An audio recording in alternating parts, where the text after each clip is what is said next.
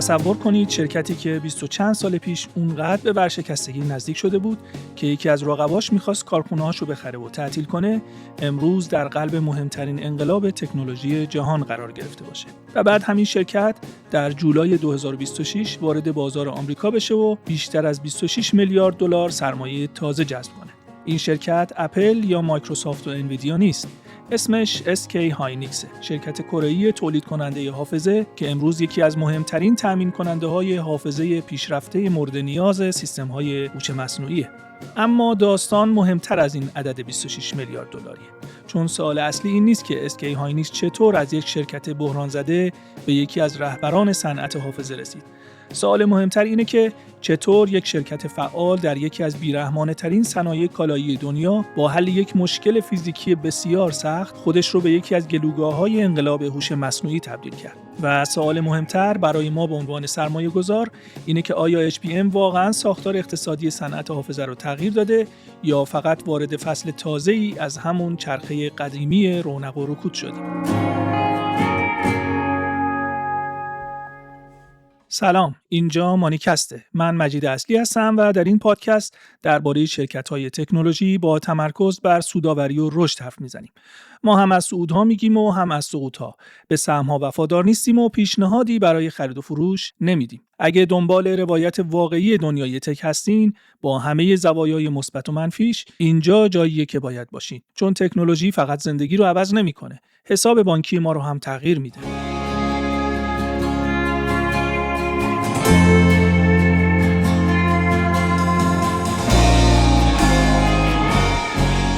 امروز پنجشنبه 20 آگوست 2026 در این اپیزود مانیکست می‌خوایم داستان SK هاینیکس رو بررسی کنیم و به این سوالات تا حد امکان جواب بدیم. SK هاینیکس چطور از لبه ورشکستگی به یکی از مهمترین بازیگران حافظه AI رسید؟ بعد بررسی می‌کنیم که HBM دقیقاً چه مشکلی رو در GPU ها حل می‌کنه و چرا به گلوگاه هوش مصنوعی تبدیل شده. و سوال بعدی اینه که مزیت واقعی SK هاینیکس در فناوری، در پکیجینگ و ییلد یا در رابطه با انویدیا؟ چرا اقتصاد HBM با دیرم سنتی فرق داره؟ عرضه 26.5 میلیارد دلاری و برنامه عظیم کپکس شرکت چه معنایی داره؟ و اینکه سامسونگ و مایکرون چقدر میتونن این مزیت رو تهدید کنن؟ و در نهایت این سوال که HBM یک موت پایداره یا فقط فصل جدیدی از همون چرخه قدیمی صنعت حافظه؟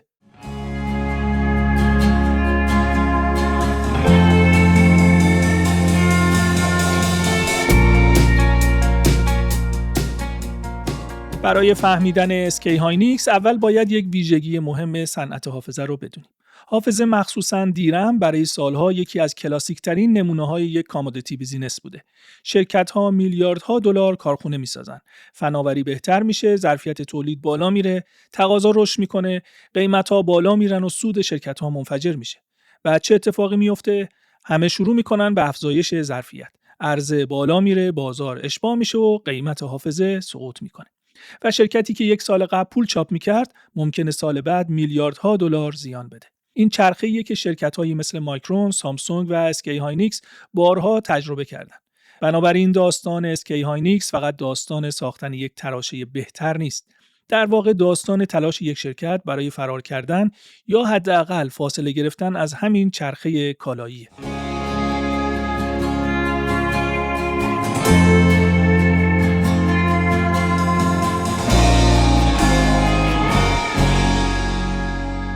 برای پیدا کردن ریشه SK هاینیکس باید برگردیم به اواخر دهه 90 میلادی. سال 1997 بحران مالی آسیا اقتصاد کره جنوبی رو به شدت تحت فشار قرار داد. خیلی از شرکت‌های بزرگ کره‌ای بدهی زیادی داشتن و دولت تلاش کرد با ادغام بعضی از صنایع ساختار اقتصاد رو نجات بده. در همین فرایند در سال 1999 کسب و کار نیمه‌هادی هیوندای با فعالیت نیمه‌هادی LG ادغام شد. ایده روی کاغذ منطقی بود. دو شرکت رو با هم ترکیب می‌کنیم، مقیاس تولید رو بالا ببریم و رقیبی بزرگتر برای سامسونگ و مایکرون می‌سازیم. اما یک مشکل وجود داشت. وقتی دو شرکت بدهکار رو با هم ادغام می‌کنیم، لزوماً یک شرکت سالمتر نمی‌سازیم. گاهی فقط یک شرکت بزرگتر با بدهی بزرگتر ساختیم. شرکت جدید با میلیاردها دلار بدهی وارد یکی از بدترین دوره‌های صنعت نیمه‌هادی‌ها شد. حباب .com ترکید، تقاضا برای کامپیوتر و قطعات الکترونیکی کاهش پیدا کرد، قیمت حافظه سقوط کرد و وضعیت هاینکس به نقطه‌ای رسید که آینده شرکت واقعاً زیر سوال رفت. در سال 2002 مایکرون وارد مذاکره شد تا بخش بزرگی از دارایی‌های حافظه هاینکس رو بخره. طلبکاران هم به معامله علاقه‌مند بودند. برای اونها فروش دارایی‌ها شاید بهترین راه برای بازیابی بخشی از پولشون بود. اما در نهایت هیئت مدیره هاینکس معامله رو رد کرد. تصمیم بسیار پرریسکی بود. شرکتی که پول کافی نداشت، بدهی زیادی داشت و در صنعتی گرفتار شده بود که قیمت محصولش دائما بالا و پایین میشد، تصمیم گرفت مستقل بمونه. برای زنده موندن اونا شروع به فروش دارایی‌های غیر ضروری کردند. فعالیت‌هایی مثل نمایشگر و بعضی کسب و کارهای دیگه کنار گذاشته شدن و هاینکس بیشتر و بیشتر روی حافظه متمرکز شد. شرکت زنده موند، اما زنده موندن با ساختن یک کسب و کار قدرتمند فرق داره.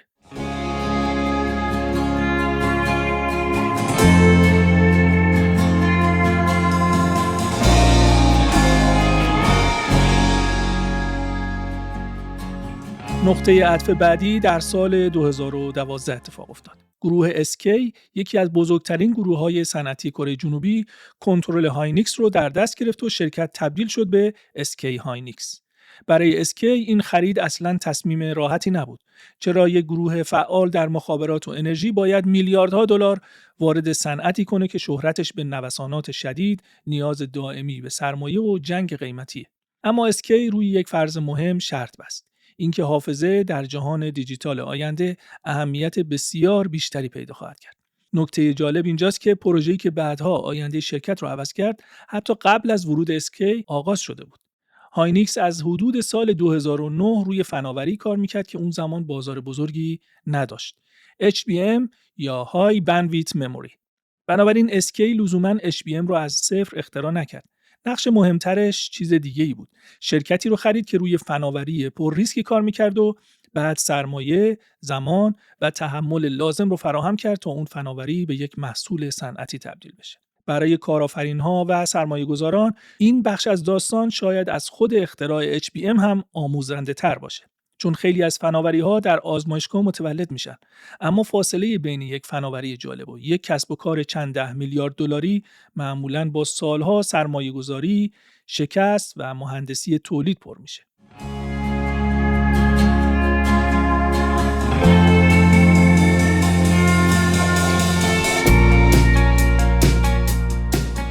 حالا ببینیم اصلاً چرا HBM اهمیت پیدا کرد.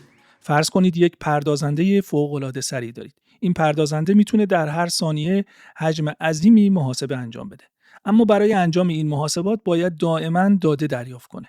اگه حافظه نتونه داده ها رو با سرعت کافی به پردازنده برسونه، بخشی از قدرت پردازنده عملاً هدر میره. انگار موتور یک ماشین مسابقه‌ای ساختین، ولی لوله سوختش اونقدر باریکه که موتور نمیتونه با تمام قوت کار کنه. اینجاست که مموری بندویت اهمیت پیدا میکنه.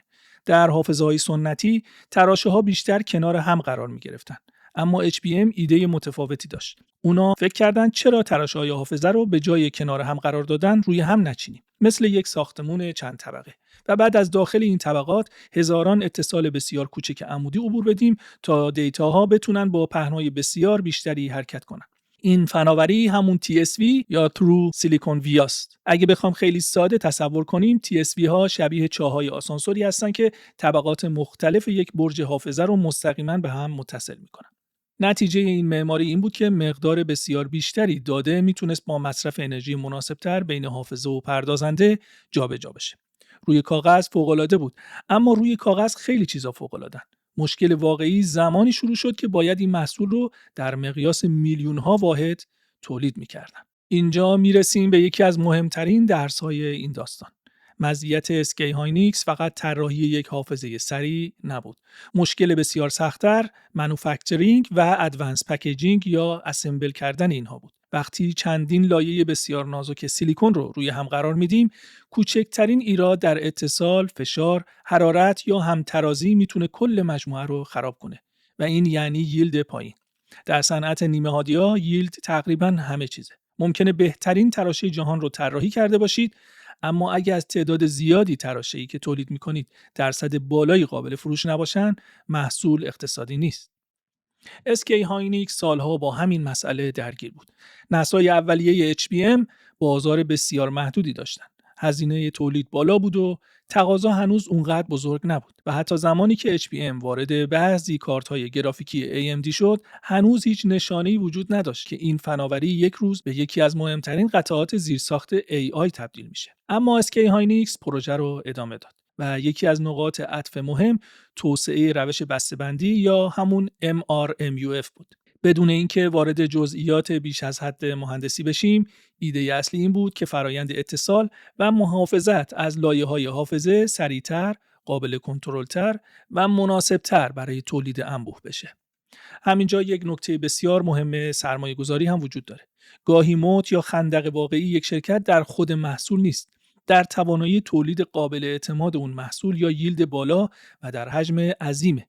رقیب میتونه طراحی رو بفهمه، اما کپی کردن چند سال تجربه تولید، مواد، تجهیزات، فرایند و رابطه با مشتری خیلی سخته.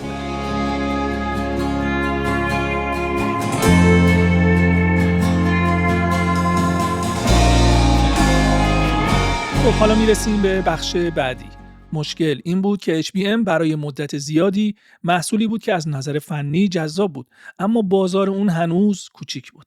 این وضعیت برای هر مدیر مالی خیلی آزاردهنده است. سالها پول خرج می‌کنید، تجهیزات می‌خرید، مهندس استخدام می‌کنید، فرایند تولید رو اصلاح می‌کنید، ولی هنوز مشتری وجود نداره که حجم عظیمی از محصولاتتون رو بخره. در سال 2018 سقوط بازار رمز ارز هم بخشی از تقاضای کارت‌های گرافیکی قدرتمند رو از بین برد. برای شرکتی که روی ظرفیت پکیجینگ سرمایه‌گذاری کرده بود، زمان خوبی نبود. اما پروژه HBM ادامه پیدا کرد. نسل‌ها یکی یکی بهتر شدند. HBM2، HBM2E، HBM3 و بعد HBM3E. و آرام آرام یک مشتری بسیار مهم وارد داستان شد. انویدیا. اینجا باید یک سوء برداشت رو کنار بذاریم. خیلی ها فکر میکنن که SK هاینیکس با اوپن ای آی رشد کرد. البته اینطور نبود که اوپن ای آی در نوامبر 2022 چت جی پی تی رو منتشر کنه و SK هاینیکس تازه بعد از اون متوجه اهمیت HBM بشه. برعکس، SK هاینیکس سالها روی HBM کار کرده بود و قبل از انفجار چت جی پی تی محصولات HBM اون وارد اکوسیستم شتاب دهنده های انویدیا شده بودند. این تفاوت مهمیه. گاهی توی سرمایه‌گذاری خوششانسی اهمیت داره، اما خوششانسی زمانی بیشتر ارزش رو پیدا میکنه که قبل از رسیدن فرصت آماده باشی.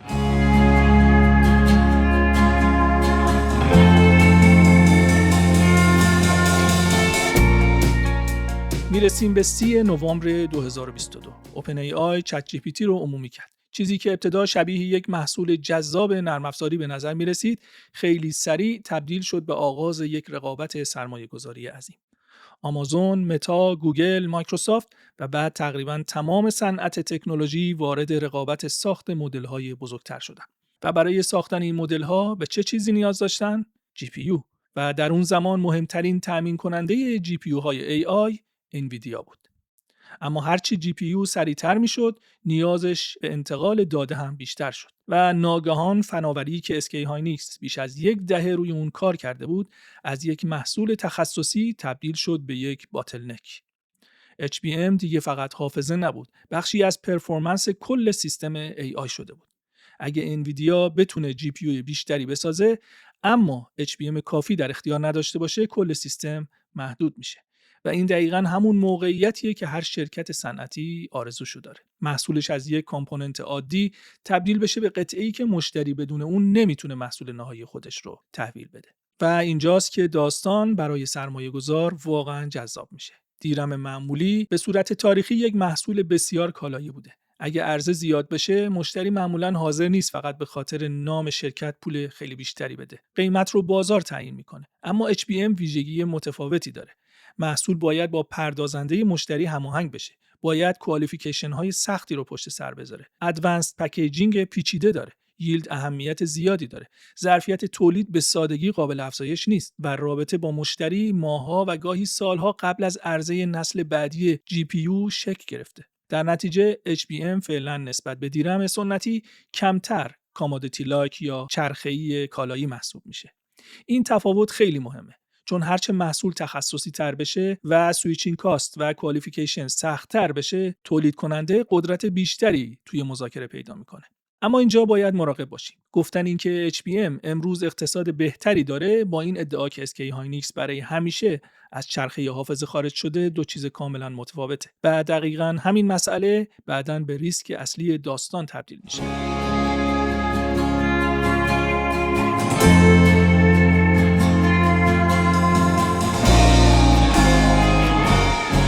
حالا دوباره برگردیم به همون عدد ابتدای اپیزود. جولای 2026 SK هاینیکس در آمریکا 177 میلیون و 900 هزار ADS رو با قیمت $149 عرضه کرد. ارزش کل عرضه حدود 26.5 میلیارد دلار بود و شرکت اعلام کرد بخش عمده منابع برای کپکس، توسعه ظرفیت تولید در کره و خرید تجهیزات پیشرفته از جمله EUV استفاده خواهد شد. اینجاست که داستان از یک تکنولوژی ریس تبدیل میشه به یک کپیتال ریس، یعنی از یک رقابت برای تکنولوژی به یک رقابت جذب سرمایه. SK هاینیکس به این نتیجه رسید که تقاضای AI مموری اونقدر بزرگه که باید ظرفیت عظیمی بسازه. برنامه بلند مدت اعلام شده شرکت حتی بزرگتره. حدود 1100 تریلیون وون سرمایه گذاری مرحله‌ای در چنگجو، یانگین و یک خوشه جدید در جنوب غربی کره. اما این عدد رو نباید اشتباه تفسیر کنیم. قرار نیست فردا صبح 1100 تریلیون وون یا به عبارتی 790 میلیارد دلار آمریکایی خرج بشه. این یک برنامه چند ساله و مرحله‌ایه که زمان و میزان اجرای اون به تقاضا، شرایط بازار و تصمیم‌های آینده بستگی داره. و همینجا پارادوکس بزرگ صنعت حافظه دوباره ظاهر میشه.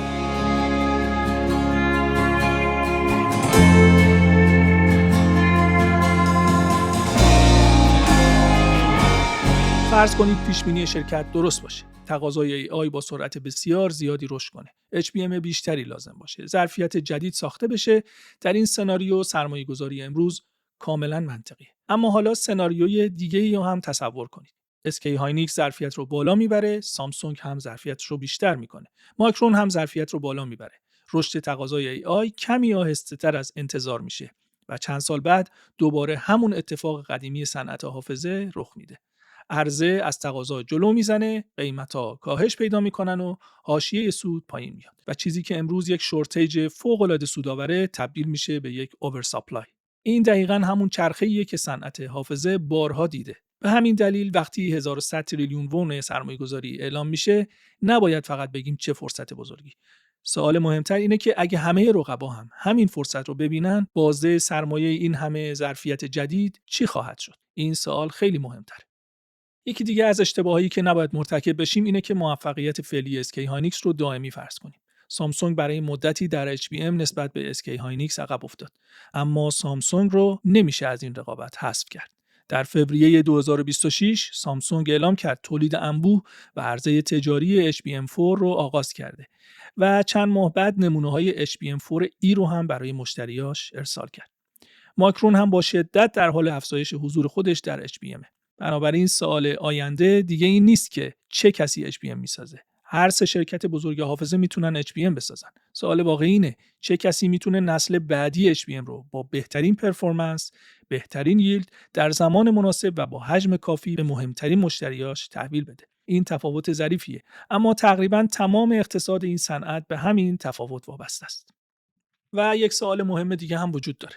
فرض کنیم SK هاینیکس بهترین HBM دنیا رو بسازه. چه کسی بخش بزرگتری از ارزش اقتصادی AI رو تصاحب میکنه؟ SK هاینیکس یا انویدیا؟ انویدیا معماری GPU و رودمپ پلتفرم رو کنترل میکنه. مشتریاش حاضرن میلیاردها دلار برای دسترسی به جدیدترین سیستماش هزینه کنن. در چنین ساختاری SK هاینیکس شریک استراتژیک بسیار مهمیه، اما هنوز در زنجیره‌ای فعالیت میکنه که بخش بزرگی از قدرت پلتفرمی در اختیار انویدیا است. از طرف دیگه اگه فقط یک یا دو تولید کننده بتونن HBM نسل جدید رو در حجم و کیفیت مورد نیاز انویدیا تحویل بدن، قدرت چانه‌زنی به سمت تولید کننده‌های حافظه حرکت میکنه. بنابراین شاید یکی از مهمترین متغیرهایی که سرمایه‌گذار SK هاینیکس باید در سالهای آینده دنبال کنه نه صرفاً حجم فروش HBM، بلکه تقسیم ارزش اقتصادی بین سازندگان GPU و سازندگان حافظه است.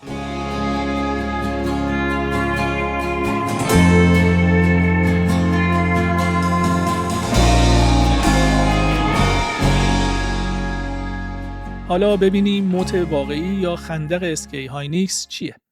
بعد از تمام این داستان شاید جواب اولیه این باشه که HBM، اما به نظر جواب دقیق‌تر چیز دیگه‌ایه. موت احتمالی اسکی هاینیکس ترکیبی از چند عامله: تجربه چند نسلی در HBM، مهندسی پکیجینگ، ییلد، توانایی ماس پروداکشن یا تولید انبوه، رابطه نزدیک و طولانی با مشتریان از جمله انویدیا و مهمتر از همه قرار گرفتن چند سال جلوتر از منحنی لرنینگ یا پیشرفت این صنعت. فناوری قابل کپی کردنه، اما تجربه‌ای که از ده‌ها هزار مشکل کوچک خط تولید به دست اومده خیلی سخت‌تر کپی میشه. با این حال موت زمانی ارزش داره که فاصله با رقبا حفظ بشه. اگه سامسونگ و مایکرون این فاصله رو ببندن، HBM ممکنه به مرور بیشتر شبیه همون حافظه‌ای بشه که صنعت دهه‌هاست میشناسه. یک فناوری پیچیده اما با چند تامین کننده بزرگ که در نهایت بر سر ظرفیت، قیمت و سهم بازار رقابت میکنه.